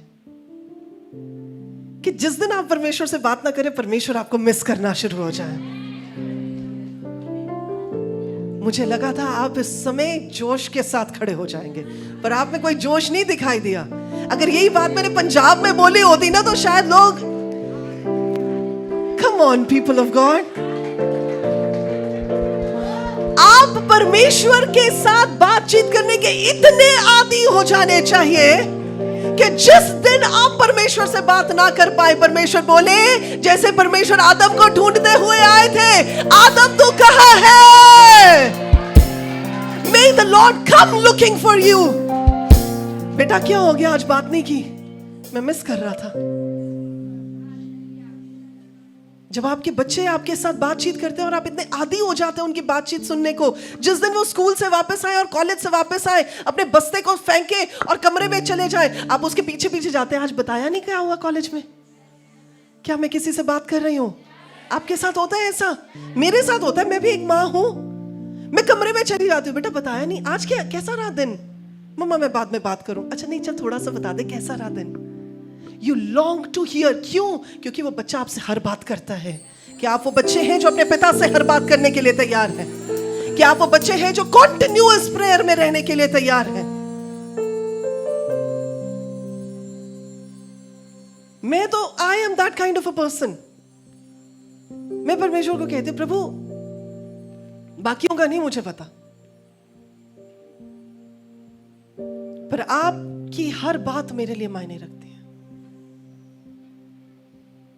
जो कोई नहीं करना चाहता ना, और आपको पता है वो काम करवाना, मैं हाजिर हूं, डोंट वरी, मैं यहां हूं, आप मुझ पे बैंक कर सकते हैं। और मैं इसलिए नहीं आपको बता रही कि मैं अपनी कोई बढ़ाई कर रही हूं, मैं इसलिए आपको बता रही हूं that is a relationship I have with my father. मैंने एक बार परमेश्वर से ये बात कही थी, मैंने कहा प्रभु जहां कोई जाने को तैयार नहीं है ना, टेंशन ना लेना, मैं जाऊंगी। एज इफ परमेश्वर को कोई टेंशन है, पर वो मेरा तरीका है बताने का कि कोई बात नहीं, मैं हूं ना, देखिए, आप परमेश्वर पर विश्वास करते हैं। कितने लोग हैं जो कहते हैं जी मैं बड़ा विश्वास करता हूँ, मैं बड़ा भरोसा करता हूँ। हाथ हिला के दिखाएंगे जरा, बोले मैं बड़ा भरोसा करता हूँ। अरे बाबा, आपकी आवाज ही नहीं आती क्या? आप मतलब मुंबई में खाना वाना नहीं खाते? हाँ, जितने लोग भरोसा करते बोले मैं बड़ा भरोसा करता हूँ परमेश्वर पर। अच्छा, आप बड़ा भरोसा करते हैं, ठीक है जी। सिस्टर जी, आप करते हैं जी? बड़ा भरोसा करते हैं, बड़े वाला? ओके। हाँ जी, मेरी बहन, आप बड़ा भरोसा करते हैं? मतलब थोड़ा वाला कि बड़ा वाला? बहुत वाला, मतलब पूरे वाला। आप परमेश्वर पर भरोसा करते, पर क्या परमेश्वर आप पर भरोसा कर सकते हैं? नो नो नो नो, ये आंसर कंप्लीट नहीं है। Please understand this. ये चैलेंज है। कहना बड़ा आसान है, परमेश्वर मुझ पर भरोसा करते हैं। और जब आधी रात में परमेश्वर आपको कहते हैं ना बेटा उठ के प्रार्थना कर, आप कहते हैं प्रभु जी कल ऑफिस जाना है, अभी मत जगाए। उस भरोसे की बात नहीं कर रही हूं मैं। जब परमेश्वर कहते हैं ना कि अपने गुनाहगारों को भी माफ कर दे, हम कहते हैं सॉरी लॉर्ड, बाकी सब कुछ ठीक है, ये मत कहना। परमेश्वर कहते हैं जितना तेरे बैंक अकाउंट में पड़ा है लाकर कलीसिया में रख दे। आपने कहना सॉरी सॉरी सॉरी प्रभु, बाकी सब चीजें ठीक है, दशमांश दे रहे बहुत है। प्लीज, मैं किसी से बात कर रही हूं। हम परमेश्वर पर पूरी तरह भरोसा करते हैं, पर क्या परमेश्वर हम पर पूरी तरह भरोसा कर सकते हैं? एक ही बंदा दिखाई देता है मुझे बाइबल में जो पूरी तरह से परमेश्वर जिस पर भरोसा करते थे, और वो था अय्यूब। आज थोड़ी सी प्रॉब्लम आ जाती है ना, प्रभु आप कहां हैं? हम तो आपको मानते हैं, आपने यहां पहुंचा दिया। प्रभु सुन लो, प्रभु लोग क्या कह रहे हैं, प्रभु चेंज कर दो सिचुएशन, प्रभु आज ब्रेक थ्रू आ जाए। एक बंदा मुझे पूरी बाइबल में देखा जिस पर परमेश्वर भरोसा करते हैं। कैसे पता चलता है? प्रभु शैतान के सामने चैलेंज रख देते हैं, जा इसके जैसा कोई बंदा ही नहीं है। वो होता है भरोसा। एक बंदा और मुझे दिखाई देता है, अब्राहम। परमेश्वर कहते हैं मेरे दास अब्राहम जैसा कोई नहीं है, क्योंकि मैं जानता हूं जो चीजें उसके पास हैं वो आने वाली पीढ़ियों को भी वही सौंपेगा, यानी परमेश्वर का भय। That is what I'm talking about. क्या आज परमेश्वर हम पर भरोसा कर सकते हैं? कि परमेश्वर ने कहा चल बेटा एक काम कर, फला फला शहर में चला जा और वहां जाकर निनवे की तरह प्रचार कर, जैसा योना ने प्रचार किया था। प्रभु नहीं, प्लीज ये नहीं कर सकते हम, कुछ और बोल दो। मैं ना एक काम करूंगा, मैं फेसबुक ऑन करके उस पर वीडियो रिकॉर्ड करके ना उस पर लाइव चल के ना वही मेरा मैसेज होगा। वो नहीं मैं बोल रही हूं आपको। Are you faithful? Can you be trusted?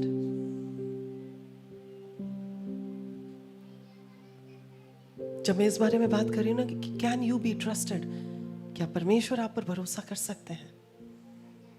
इसका मतलब है कि प्रभु को इतना कॉन्फिडेंस हो कि मैंने जो काम इसको कह दिया, अपना नाम फिट कर ले। यहां पर मैं अपना नाम फिट कर रही हूं कि जो काम मैंने नीतू को कह दिया वो हो जाना है। अब आप अपना नाम फिट कर लें यहां पर। हाँ जी, अपना नाम फिट करें। देखें, ये विश्वास करने वाले हम लोग अपना नाम फिट करें। बोले जो काम, अब अपना नाम बोले, को बोला गया है वो काम हो जाएगा। It is that thing. उस विश्वास योग्यता की बात कर रही हूं।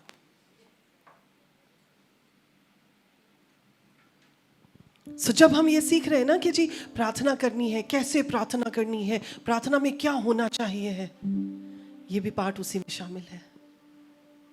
अब यहां पर मैं आपको सिर्फ एक उदाहरण दूंगी। कुछ समय ऐसा हुआ था, कुछ तकरीबन 3-4 साल पहले की बात है। 1 मिनट के लिए आप सब बैठ जाएंगे।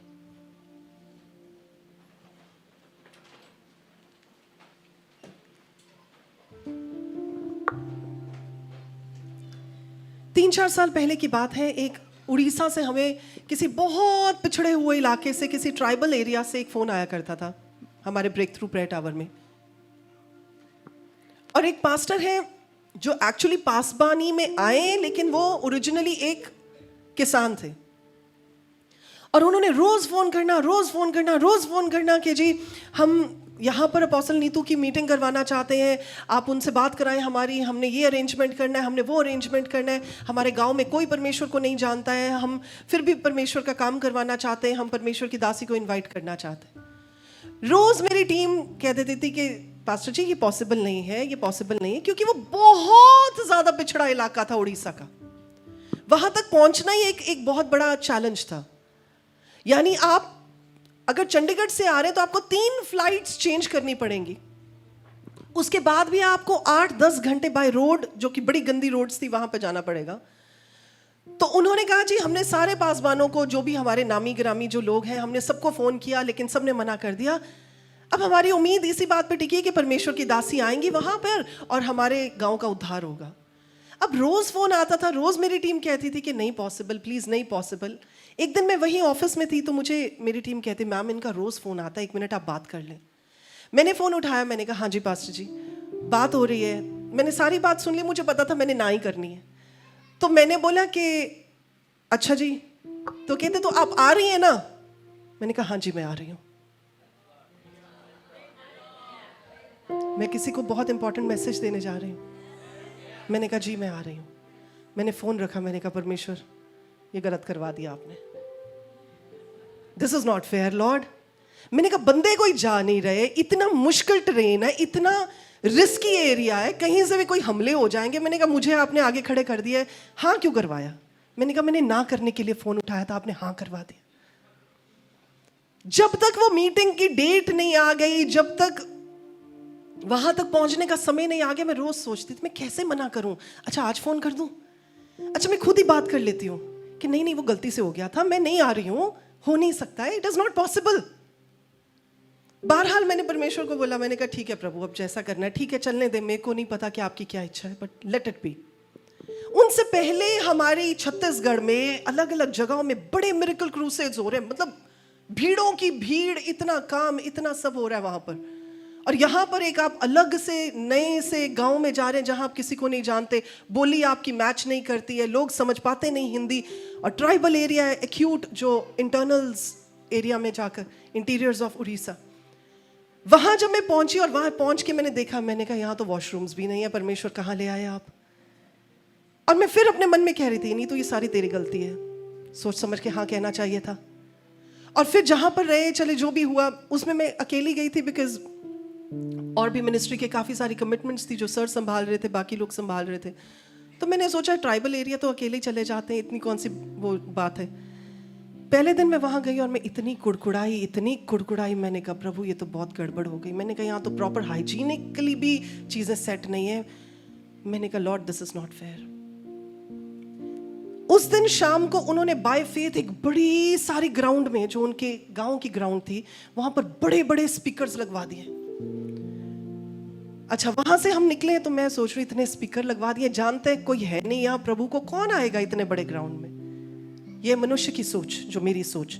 और कोई भी प्रचारक आपको स्टेज पर खड़े होके नहीं बताएगा कि ऐसा भी कुछ होता है। हम लोग सिर्फ वही दिखाते ना जो हम दिखाना चाहते हैं, but actually we have to go through many things. So वहां से जब निकल रहे हैं और उनके घर पर गए, हाथ धोने के लिए भी जगह नहीं है और काफी कुछ था, चले मैं उस बारे में ज्यादा इलैबोरेट नहीं करूंगी। और मैं गंदे हाथों से ही खाना खा रही हूँ, जबकि मैं इतनी फिनकी हूँ कि मैं 2 बार हाथ धोती हूँ और फिर मैं खाना खाती हूँ।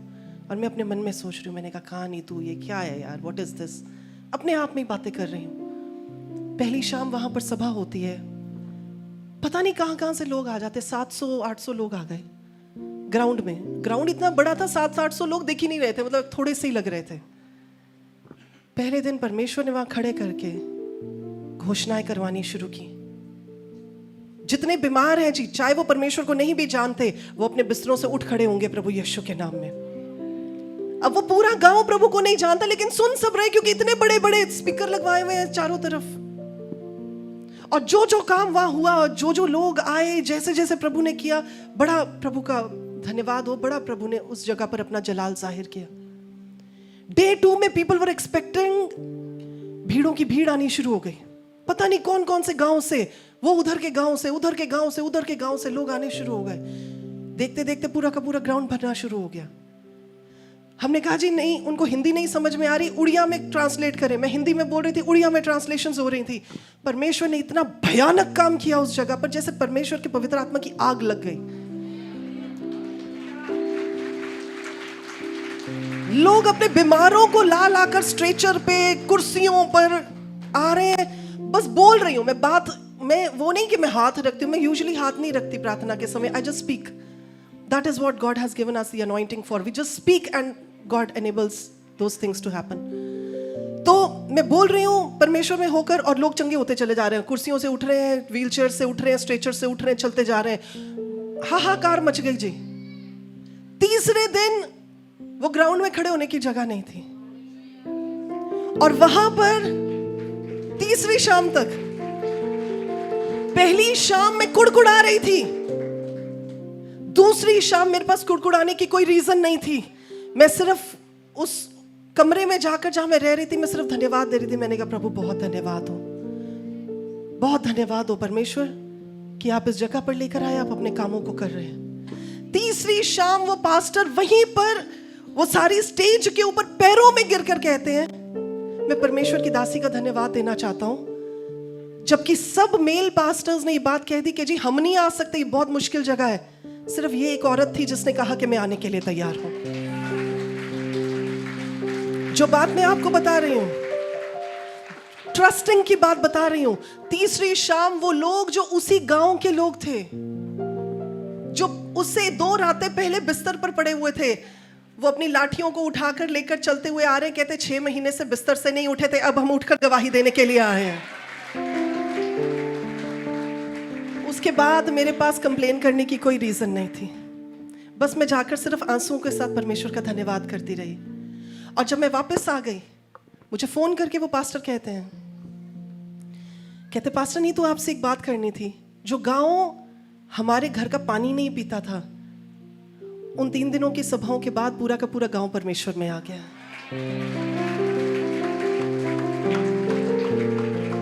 आई was in my prayer closet. मैं गई, मैंने प्रार्थना की, मैंने कहा परमेश्वर, I have no reason to say anything. मैं सिर्फ इस बात के लिए धन्यवाद देती हूं कि आपने मुझे इस्तेमाल किया। अब जिस बात को मैं कह रही हूं, सेकेंड इवनिंग जब तक मैं कुड़कुड़ाने से थोड़ी परहेज आई, वो इस बात पर परहेज आई जो मैं आपको राज की बात बता रही हूं। जब परमेश्वर ने मुझे पहली बार छुआ था, क्योंकि हम तो जानते नहीं थे परमेश्वर को, तो जब कलीसिया में पहली बार आकर मैं अपने आप को घुटनों पर आकर और ये कह रही थी, परमेश्वर मेरी जिंदगी मेरी नहीं है, परमेश्वर मैं तो जानती भी नहीं इस जिंदगी का क्या करूं। मैं आपको पूरी स्टोरी नहीं बता सकती बिकॉज ये बड़ी लंबी गवाही है, पर मैं आकर बस इतनी बात मैंने परमेश्वर के सामने रखी, और मुझे पता है वो पवित्र आत्मा के द्वारा रखी गई कि प्रभु अब से ये जिंदगी मेरी नहीं है, मुझे नहीं बिलोंग करती, ये आपको बिलोंग करती है। आप जहां कहेंगे मैं जाऊंगी, जहां खड़े करेंगे मैं खड़ी होंगी, जहां कहेंगे रुक मैं रुक जाऊंगी, जहां कहेंगे यहां पर जा मैं जाऊंगी। और परमेश्वर ने वो बात मुझे याद दिलाई, नहीं तो तूने कहा था। वो दिन सो आज का दिन, मैं किसी भी जगह पर जाती हूं, मैंने कुड़कुड़ाना सामने नहीं रखा, क्योंकि मुझे पता है परमेश्वर जहां लेकर जाएंगे, प्रभु अपनी इच्छा को उस जगह पर जाहिर करेंगे। और जितना मैं आपको धड़ल्ले के साथ अभी ये बात कह रही थी ना, मैं पंजाब से हूं, हम पंजाबी ना जोश ज्यादा रखते, आपको पता ही होगा, वो पंजाबी, तो हम लोगों में ना जोश बहुत ज्यादा होता है। कई बार हम दिमाग से कम सोचते, जोश से ज्यादा सोचते। मैं अपने बारे में कह रही हूं, मुझे बाकियों का नहीं पता। तो जब प्रभु की बात आती ना, मैं ज्यादा ही जोशीली हूं। मैं लॉजिकली नहीं सोचती, लॉजिकली मुझे कई बार घर से डांट भी पड़ती है, यार सोच तो लिया करो। मैं कहती नहीं, प्रभु ने कहा मैं कर रही हूं। तो I am like that kind of a दीवानी, कि जो परमेश्वर ने कह दिया, यही बात मैं आपको समझा रही हूं कि हम परमेश्वर पर पूरी तरह ट्रस्ट करते हैं, पर क्या परमेश्वर हमारे बारे में कह सकते हैं ये काम नीतू को दे दिया, ये काम होना ही होना है जी, इसमें कोई टस से मस नहीं हो सकती बात। मैं उस बारे में बात कर रही हूं। तो इतनी बड़ी जो मैंने आपको ये गवाही सुनाई, ये इसलिए नहीं सुनाई कि आप जाके गए नीतू बी चौधरी, नीतू बी चौधरी। मैं इसलिए बता रही हूं, नीतू बी चौधरी को चलाने वाला परमेश्वर। So we have to have such a kind of a relationship with the Lord. और मैं आपको एक बात और बताऊं, आसान नहीं था उस जगह पर प्रचार करना। जब हम आधी रात में जाया करते थे ना वापस होटल की तरफ, पेड़ ऐसे लगते थे कि पेड़ चलकर बीच में आ जाएंगे, जंगलों के बीच में से रास्ता निकलता था, डर लगता था। टूटी सी गाड़ी थी, और ऐसे लगता था अभी गाड़ी रुकी तो पता नहीं कोई हमला करने के लिए आ जाएगा। मुझे नहीं पता बाकी लोग कैसे सोचते, पर मैं ये सोचा करती थी, प्रभु मेरे 2 बच्चे हैं, एक पति है घर पे, सही सलामत ले जाना घर वापस। I am telling you. और ये एक सिर्फ मैं आपके साथ इंसिडेंट शेयर कर रही हूँ। I have been through so many risky places. पिछले दिनों भी मुझे, आई थिंक आपने बताया था पास्टर लक्ष्मी, आपने जब बताया था कि जी आप उस अमरावती में भी जाकर करके आई हैं प्रचार, आई थिंक आपसे बात हुई थी पिछले दिनों, किसी से बात हुई। महाराष्ट्र में भी कई ऐसी जगह हैं जहां पर परमेश्वर लेकर गए, Gadchiroli, Amravati and more places. तो किसी ने मुझे पूछा, कहते हैं अच्छा आप वहां भी चली गई? वहां तो हमारे पति हमें जाने ही नहीं देते। मैंने कहा पता नहीं जी, परमेश्वर कहते हैं तो मैं चली जाती हूँ। सो मैं इसी बात के साथ आपको इनकरेज करना चाहूंगी, जो आज हमने सीखा है, जो प्रभु से उनके चेलों ने कहा हमें प्रार्थना करनी सिखाएं, ये एक इंटेग्रल पार्ट है प्रार्थना करने का। आइए अपनी आंखों को बंद करें। Thank you Lord. जीवित परमेश्वर आपका धन्यवाद देते हैं, आप ही को सारा आदर देते हैं। हमारे जिंदगियों की हर एक बात को जानने और चलाने वाले परमेश्वर आप हैं। इस समय मेरे परमेश्वर पिता, मेरी प्रार्थना है जितने भी लोगों ने इस वचन को सुना है, ये वचन सिर्फ उनकी जिंदगी में सुनने की बात ना रह जाए। प्रभु आज की मेरी गवाही, आज की ये बातें, आज के वचन की जो गहराई है उनकी जिंदगी में उतर जाए। और प्रभु वो उस गहरेपन में आपके साथ ऐसे रिश्ते में आ जाएं कि जब वो प्रार्थना करें तो पहाड़ हिलने लग जाए प्रभु यीशु के नाम में। जब वो प्रार्थना करें तो ब्रेक थ्रूज आए प्रभु यीशु के नाम में। जब वो प्रार्थना करें तो शैतान के गढ़ टूटे प्रभु यीशु के नाम में। जब वो प्रार्थना करें वका शबरुहा का साही एंदा रहा का वाला तेरे हो रे रे के बेरूहान दरा रहा का बजही, कि जब ये प्रार्थनाएं करें तो ये अपनी प्रार्थनाओं के प्रमाण को हाँ और आमीन में आपसे पाए। प्रभु इनकी प्रेयर्स पावरफुल प्रेयर्स हो जाए, इनकी प्रार्थनाएं इफेक्चुअल प्रार्थनाएं हो जाए और बहुत सारा फल लाने वाली प्रार्थनाएं हो जाए। प्रभु यीशु के जीवित और कभी ना टलने वाले नाम में मांगते हैं, आमीन और आमीन।